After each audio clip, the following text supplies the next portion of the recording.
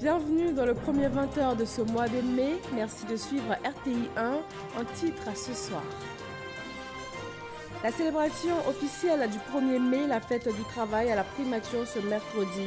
Les centrales syndicales ont demandé de meilleures conditions de travail en Côte d'Ivoire et aussi l'amélioration du niveau de vie des Ivoiriens avec un meilleur accès aux infrastructures et produits de base.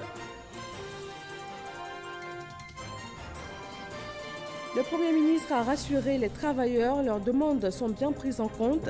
Il a aussi revenu sur les acquis en matière de droits et d'avantages du travailleur en Côte d'Ivoire, notamment le déblocage en 2013 des avancements des fonctionnaires bloqués depuis 25 ans. À Daokro, dans le centre de la Côte d'Ivoire, les chefs traditionnels des régions des Lagunes, des Grands Ponts et du Sud Comoé ont rencontré le président du PDCI RDA, Henri Konan Bédié, après le chef de l'État le 23 avril dernier. Il est question d'apaiser les tensions entre les deux hautes personnalités politiques. Et puis l'Union africaine exige à l'armée soudanaise de céder le pouvoir aux civils d'ici 60 jours. C'est le deuxième ultimatum lancé par l'Union africaine qui précise que c'est bien le dernier. Une marche d'1 million de personnes est annoncée pour demain jeudi dans la capitale soudanaise. Bonsoir à tous. 1er mai, jour de célébration de la fête du travail. La cérémonie officielle a eu lieu cette année à la primature. Les centrales syndicales n'ont pas manqué de saisir cette opportunité pour faire entendre leur voix. Alexis Ouedraogo. 10h10, ce 1er mai, le chef du gouvernement fait son entrée à la primature. La célébration de la fête du travail, c'est l'occasion pour le gouvernement de faire le bilan des actions entreprises en faveur des travailleurs et pour ces derniers de présenter leurs espoirs et perspectives. Chers travailleurs, nous avons fait du chemin ensemble, mais les défis qui se présentent en nous sont encore nombreux. Plusieurs chantiers ont été menés à terme pour le bonheur de nos populations et plusieurs autres vont être lancés ou sont en cours. Il s'agit notamment de la mise en place d'un régime de retraite complémentaire au profit des fonctionnaires et agents de l'État, de la mise en place du régime social des travailleurs indépendants, de l'élaboration de la politique nationale du travail et d'une stratégie nationale intégrée de transition de l'économie informelle vers l'économie formelle. Tour à tour au pupitre, les centrales syndicales saluent les avancées notées en plusieurs points, mais plaident pour l'amélioration des conditions de vie des travailleurs. Excellence, Monsieur le Premier ministre, rassurez-vous, nous sommes très satisfaits de votre gouvernance. Et si nos desiderata s'allongent, c'est parce que les travailleurs et les travailleuses ont placé leur espérance en vous. Vous nous avez amenés aux portes du paradis, rapport de la Banque mondiale de janvier 2018. Elles sont ouvertes et nous y sommes. Excellence, il vous reste à nous y maintenir pour que demain ne meure jamais. Entre autres doléances, l'appui au secteur agricole par la relève du SMAG, le salaire minimal agricole, l'intervention de l'État auprès de structures privées indexées comme maltraitant leurs travailleurs. Nombreuses sont les entreprises qui foulent délibérément au pied les principes sacro-saints de la liberté syndicale consacrés par les conventions 87 et 98 de l'Organisation internationale du travail et par nos dispositions de loi en Côte d'Ivoire. Elles sont légion, les entreprises, se complaisant dans ces registres sinistres au regard de toutes ces incohérences. Monsieur le Premier ministre, nous suggérons la mise en place d'une structure spéciale de suivi et de respect d'application des normes, des principes d'implantation des entreprises en Côte d'Ivoire avec un pouvoir suffisant de surveillance et de suivi. Excellence, vous avez toujours défendu et promu l'idéologie politique, économique et sociale du président Félix Houphouët-Boigny. Ainsi, l'UNTC estime qu'il vous revient de protéger et garantir l'exercice de l'activité syndicale dans notre pays. Eli Bogadago, au pupitre pour la centrale Dignité, salue l'amélioration des conditions de travail des inspecteurs. Le 19 avril dernier, La CISR Dignité a été témoin de la remise de 25 véhicules flambant neufs aux inspecteurs du travail par le ministre de l'Emploi et de la Protection sociale.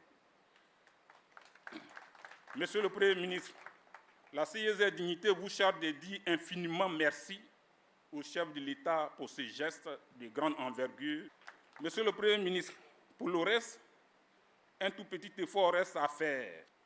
Les inspecteurs du travail sont issus de l'École nationale d'administration, plus particulièrement de l'École de gestion administrative et de la diplomatie. En leur qualité d'inspecteurs du travail, ils exercent une fonction d'autorité au même titre que le corps préfectoral et le corps diplomatique qui, eux, disposent chacun d'un statut particulier. Au regard de cette situation, la CISR Dignité recommande au gouvernement de faire redémarrer les travaux du comité interministériel mis en place par lui-même à l'effet d'élaborer le projet de décret relatif au statut particulier des inspecteurs du travail. Autre point abordé, celui de la nécessité de restaurer et maintenir un climat de paix sociopolitique, doléance portée par l'UGTCI. Nous faisons l'amer constat du climat délétère entre l'État employeur et les organisations syndicales du secteur éducation-formation.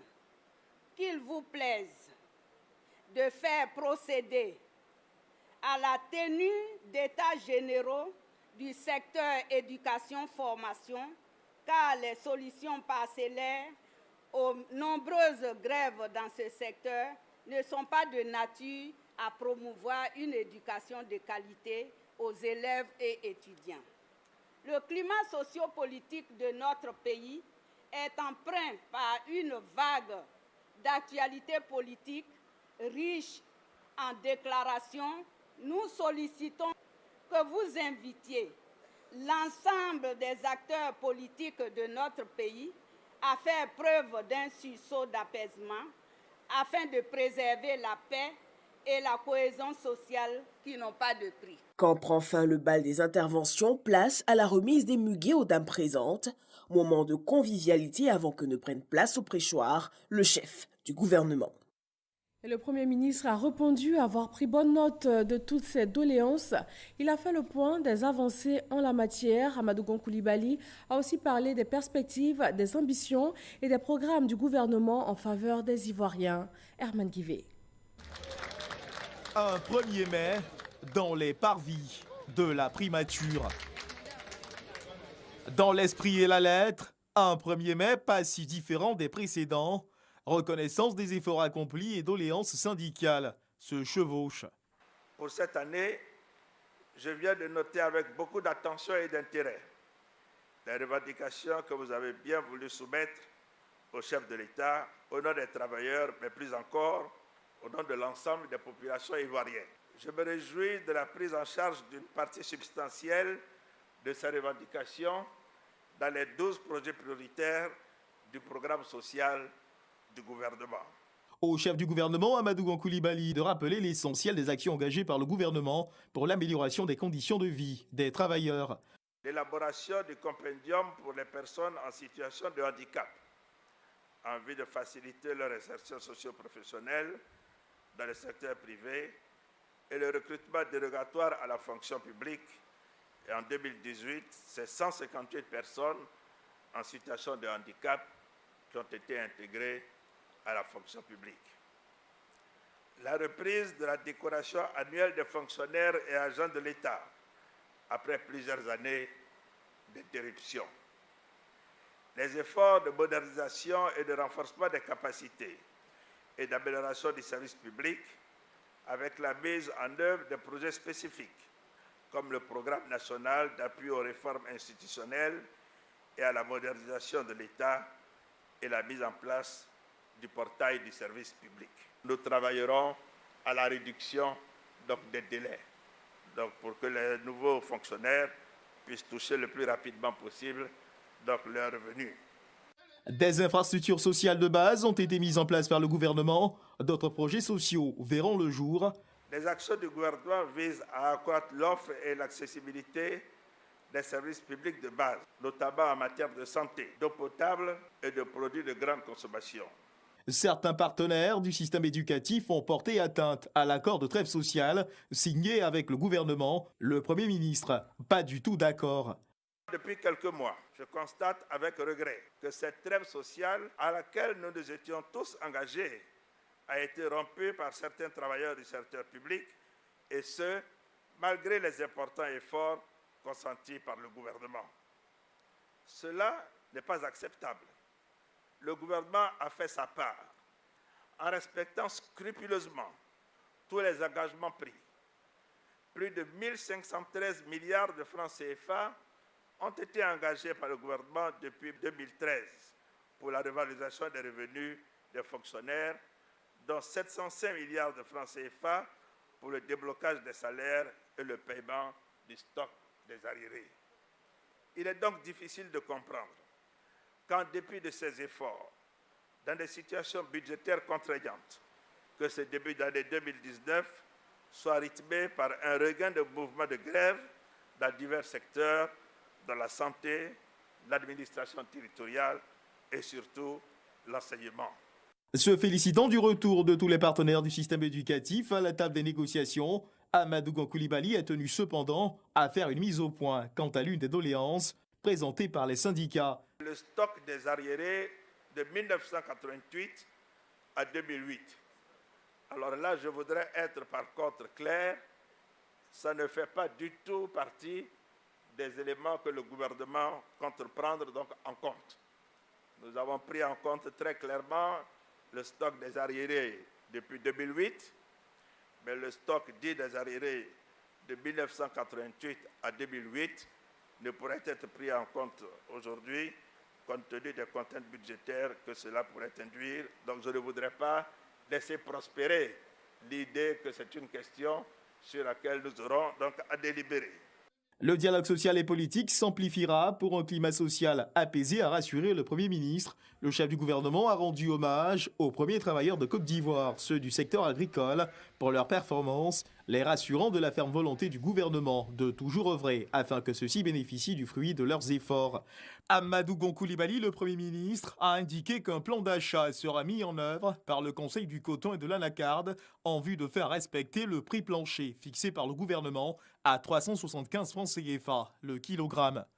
Pour Amadou Gon Coulibaly, demain ne saurait mourir au regard des multiples décisions et actions engagées par le chef de l'État, Alassane Ouattara et son gouvernement pour le bien-être de leurs concitoyens. Comme vous avez pu le voir, les plaidoyers des centrales syndicales ont essentiellement porté sur l'amélioration des conditions de vie et de travail. Je voudrais, au nom de notre centrale, pouvoir dire merci infiniment à Monsieur le Premier ministre, qui non seulement a repris l'ensemble des préoccupations les nôtres, mais y a apporté solutions et approches pour les préoccupations pour lesquelles nous avons encore quelques difficultés. Nous notons que vous avez déjà pris rendez-vous pour le futur, un futur assez proche, et nous pensons également que l'ensemble des ministres concernés par un certain nombre de thématiques permettra que nous puissions en discuter. Discuter, mais sous un arbitrage qui permette de dégager les solutions. Précisément dans le cadre des PME, il y a eu des mesures qui ont été annoncées. Nous attendons avec joie l'application de toutes ces mesures pour que les PME puissent avancer. C'est un discours qui donne de l'espoir, c'est un discours concret, réaliste, qui tient compte des ressources, mais qui promet aussi des choses agréables pour les Ivoiriens. Nous vous proposons maintenant des réactions de membres du gouvernement après cette cérémonie officielle. Un discours qui donne les grandes orientations que le gouvernement, sur instruction de son Excellence Monsieur le Président implique, compte mettre en œuvre pour cette croissance inclusive. Donc on part aujourd'hui très heureux, et je crois que vous le voyez sur le sourire de tous les travailleurs, que le plan social du gouvernement apportera beaucoup de réponses aux préoccupations des travailleurs. Il est bon que les acteurs sociaux se fassent confiance, se créditent de la bonne foi. Et c'est un appel que nous voulons lancer à tous les travailleurs, de quelque bord, de quelque secteur qu'ils soient, pour qu'ils privilégient la voie du dialogue. Les syndicats ont été dans leur rôle, en présentant leurs revendications et leurs doléances. Le discours du Premier ministre a répondu en tout point aux différentes revendications, mais en insistant sur ce qui a déjà été fait et en laissant la porte ouverte à ce qui va être fait. En disant, et ça je crois qu'il faut le retenir, que la plus grande partie des revendications des syndicats se retrouvaient dans le programme social du gouvernement de 2019. Donc je retiens que ce fut une réponse constructive, apaisante et prometteuse. Je crois que cette tribune aura permis au Premier ministre donc, de revenir de manière plus large et plus précise sur les grandes avancées enregistrées, mais également sur le ferme engagement du gouvernement, sous le leadership du président de la République, de tout mettre en œuvre pour que la Côte d'Ivoire soit un pays émergent avec des travailleurs déterminés au travail, à la tâche et dans de très bonnes conditions de vie. Toutes les revendications qui ont été présentées depuis l'année dernière ont commencé donc à connaître des solutions. Ils demandent simplement aux travailleurs de faire preuve de responsabilité pour nous permettre de construire le pays dans la paix. La devise de notre pays, c'est l'union, la discipline et le travail. C'est la voie tracée par Houphouët. Le Premier ministre s'est inscrit dans cette logique en rappelant les vertus du travail et en incitant les uns les autres au travail. En tout cas, c'est un discours responsable, c'est la fête du travail et je profite de l'occasion pour souhaiter bonne fête de travail à tous et à toutes. Célébration de la fête du travail à Bouaké, la capitale du Béquet, devant le chapelet de revendication des centrales syndicales.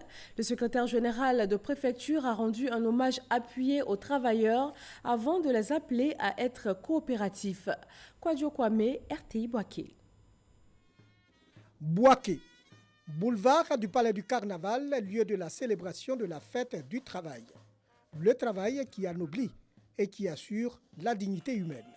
Cérémonie présidée par le secrétaire général de préfecture, les représentants des centrales syndicales ont saisi l'occasion de cette célébration pour égrener un chapelet de revendications. Toutes nos unités sont fermées.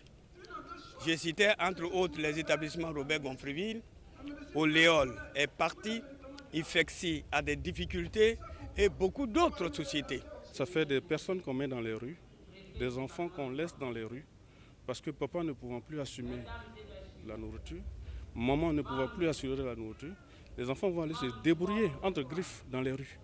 Malgré les efforts consentis, la filière coton a toujours mal de son industrie par la fermeture des entreprises de trituration et de filature.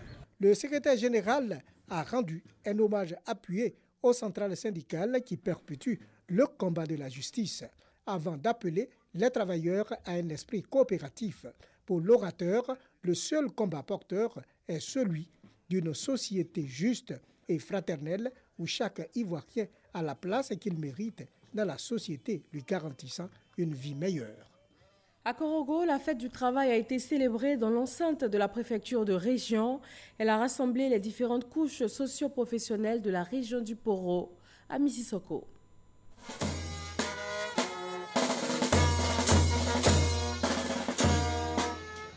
Les travailleurs de Korogo ont célébré la fête du travail à l'instar de ceux du monde entier.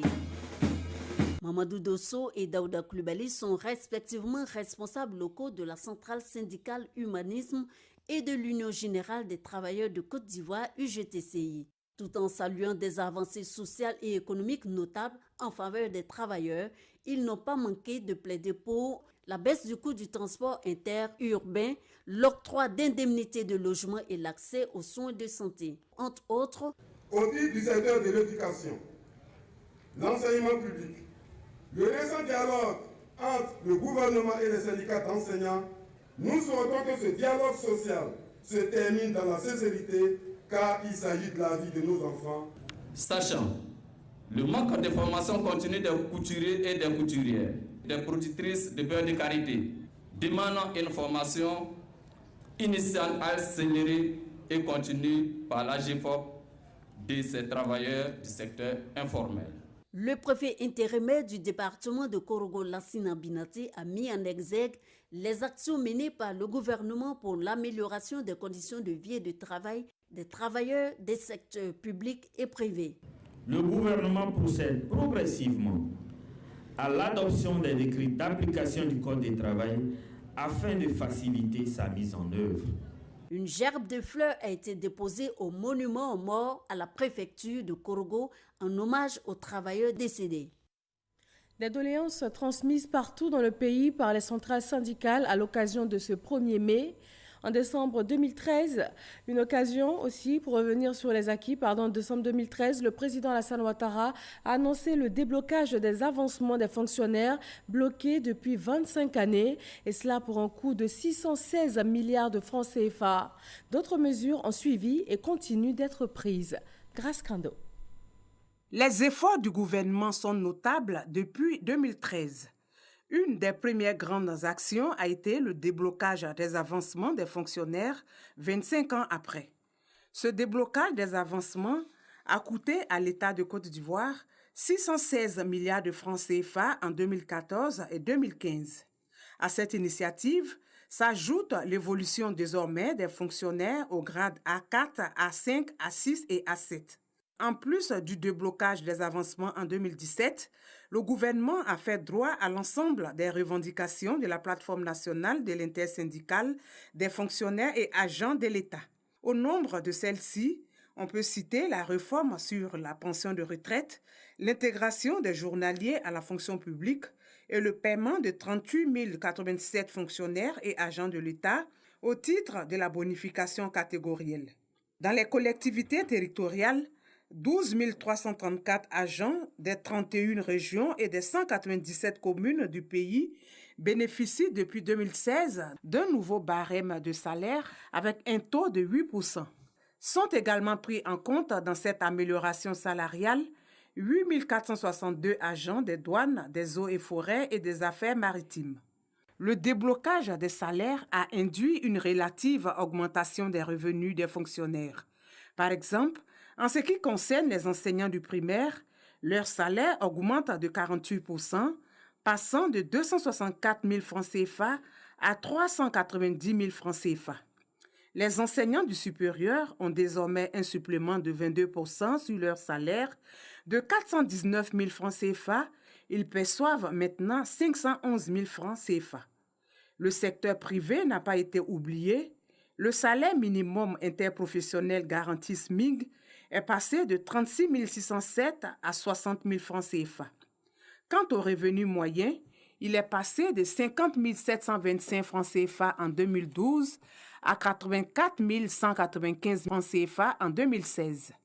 Au-delà de toutes ces actions qui visent l'amélioration des conditions de vie des travailleurs, un programme social du gouvernement dénommé PSGouv sur la période 2019-2020, axé en autres sur l'éducation, la santé, l'emploi des jeunes, l'eau potable et l'électrification.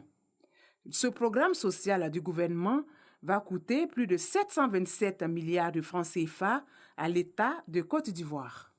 Une note triste dans ce journal, le décès de Bozoa Seri Nyoleba Maurice ce mercredi. Il a été ministre du Commerce, de l'Industrie et du Plan et président du Conseil économique et social. Maurice Seri Nyoleba est né le 11 juin 1935 à Bebo-Siboa dans le département de Daloa. L'actualité politique nous conduit dans le nord de la Côte d'Ivoire. Les cadres du RHDP sont en tournée d'explication et d'information dans le département de Dabakala. Le ministre Ali Koulibaly, à la tête de la délégation, a exhorté au rassemblement autour des idéaux du RHDP. Soro Corona. Tournée d'explication et d'information des envoyés du RHDP. Rassemblement des oufoutistes pour la démocratie et la paix dans le département de Dabakala. 3 jours durant, toutes les sous-préfectures ont été visitées. Un seul message au centre des échanges avec les populations. Celui de rétablir la vérité sur des propos traitant Dabakala, des localités abandonnées ou oubliées par les actions de développement du président de la République, Alassane Ouattara. On ne peut pas cacher le soleil avec la main. Ne pas reconnaître cela, en français on parlerait de déni de réalité. Nous n'accepterons jamais qu'on caricature ce qui a été fait et la réalité de notre département. Vous n'êtes pas des oubliés du développement. Le train du développement est passé ici grâce au président Alassane Ouattara.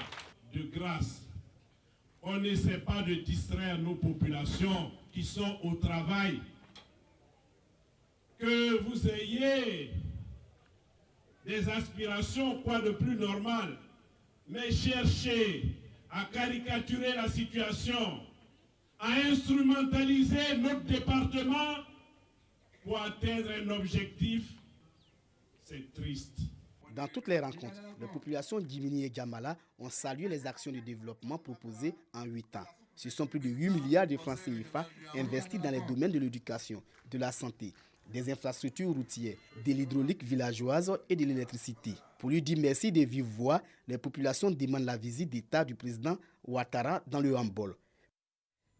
Les chefs traditionnels des régions des Lagunes, des Grands Ponts et du Sud Comoé se sont rendus à Daoukro. Ils ont rencontré le président du PDCI RDA, Henri Konan Bédié. Une rencontre qui intervient après celle avec le chef de l'État le 23 avril dernier. Et il est question d'apaiser les tensions entre les deux personnalités politiques. Et selon ces chefs traditionnels, les échanges ont été fructueux et augurent de lendemains meilleurs et rigorés. Accompagné de Robert Begré-Mambé, ministre-gouverneur du district d'Abidjan, une soixantaine de chefs traditionnels représentant les populations des régions des Lagunes, des Grands Ponts et du Sud Comoé sont allés à Daoukro pour rencontrer le président Bédié. Objectif, renouer le dialogue avec le président Alassane Ouattara pour le bonheur de la Côte d'Ivoire. Cette coalition au sommet a donné naissance au duo gagnant Alassane Bédié, au travers de qui notre pays est remonté des cendres pour réaliser en 10 ans les performances économiques exceptionnelles qui ont littéralement transformé le visage de ce pays. Ces chefs traditionnels avaient déjà été reçus en audience par le président de la République le 23 avril dernier. Pour sa part, le président Henri Konan Bédié se dit favorable au dialogue. Je voudrais vous remercier pour avoir effectué le déplacement jusqu'à Daoukro pour réaffirmer la portée du dialogue, d'ailleurs jamais rompu, entre le président de la République, Alassane Ouattara, et moi-même. Espérons que les jours qui suivront, grâce aux prières des uns et des autres, apporteront beaucoup de bonheur. Après les échanges, ces garants des us et coutumes sont confiants. Nous avons rencontré le président Bédié et nous a tenu des propos de paix.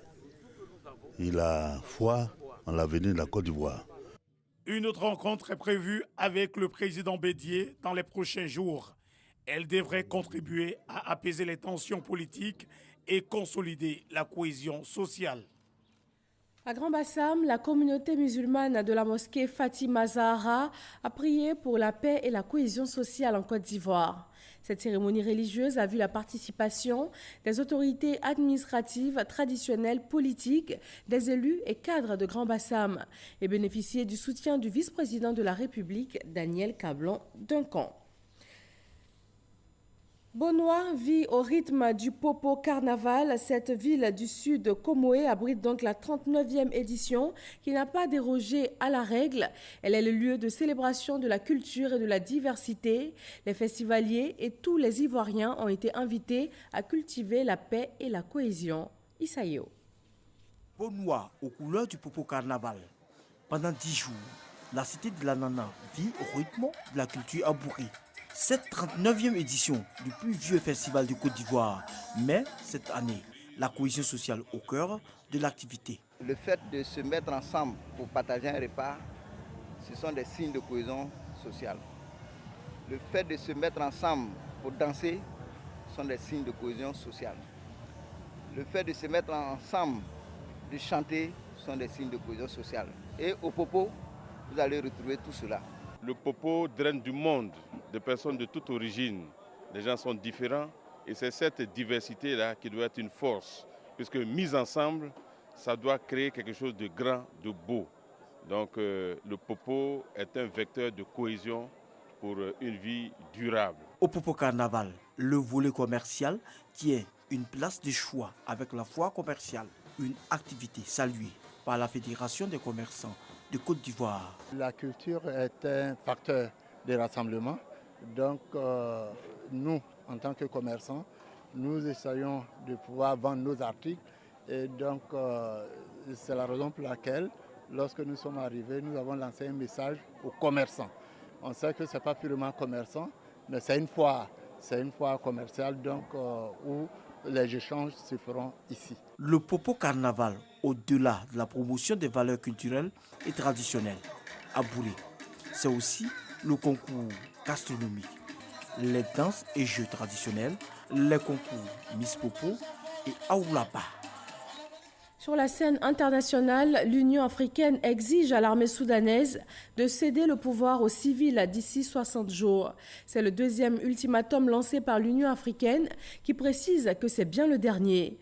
De son côté, le leader de l'opposition au Soudan a mis en garde les meneurs de la contestation contre toute tentative de provoquer les militaires, affirmant que ceux-ci n'allaient pas tarder à transférer comme promis le pouvoir aux civils. Des milliers de Soudanais campent depuis le 6 avril dernier devant le quartier général de l'armée à Khartoum. Une marche d'1 million de personnes est annoncée pour demain jeudi. Et rappelons pour terminer que la célébration officielle de la fête du travail a eu lieu aujourd'hui 1er mai à la Primature. Et voilà, merci de votre attention, bonne fête du travail et très bonne fin de soirée à tous.